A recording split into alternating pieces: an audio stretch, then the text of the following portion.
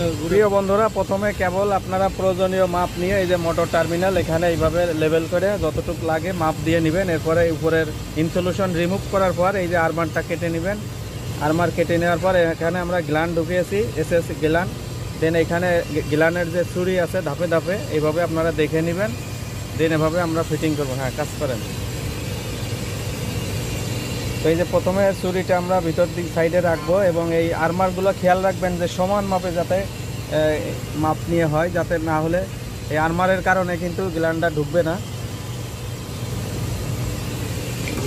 বাড়ি দেন।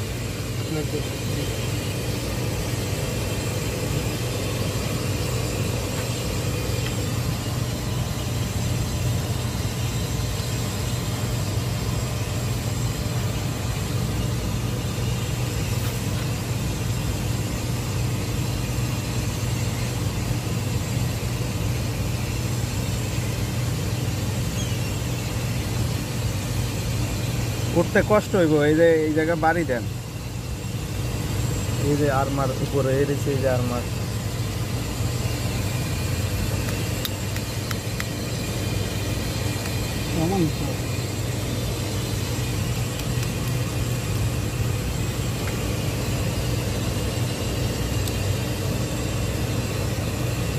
ছুরি ঠিক বসাইছেন নি? ঘুরবো কিনা দেখে নেন, বড় পাটাই দিকে। ভিডিও স্কিপ করেন না সমস্যা। হ্যাঁ,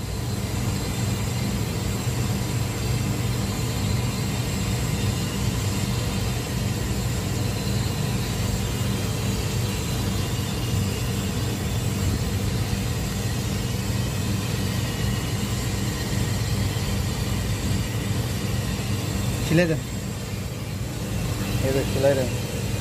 ছিলে দিয়ে ধরবো নি আমরা।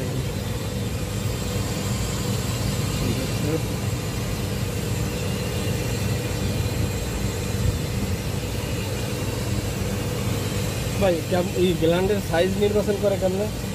ধরেন এটা যে 4x10 RM, হ্যাঁ, এই এটা কইলে আমি কেমনে বুঝতাম যে এটা কোন সাইজের গ্ল্যান্ড লাগবে? আপনার এই যে কেবলের ডায়াটা কতটুক, এটা কেবল ডায়া অনুযায়ী। এটা কি এটা যেমন 28 mm আছে। হ্যাঁ, 28 mm ডায়া, এই কেবলের ডায়া কতটুক মিলাইয়ে গেলাম ফিটিং করতে হবে।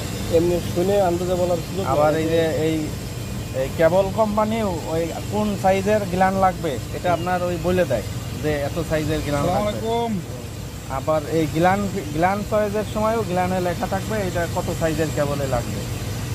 মেন হলো অনেক কোম্পানির ইনসুলেশন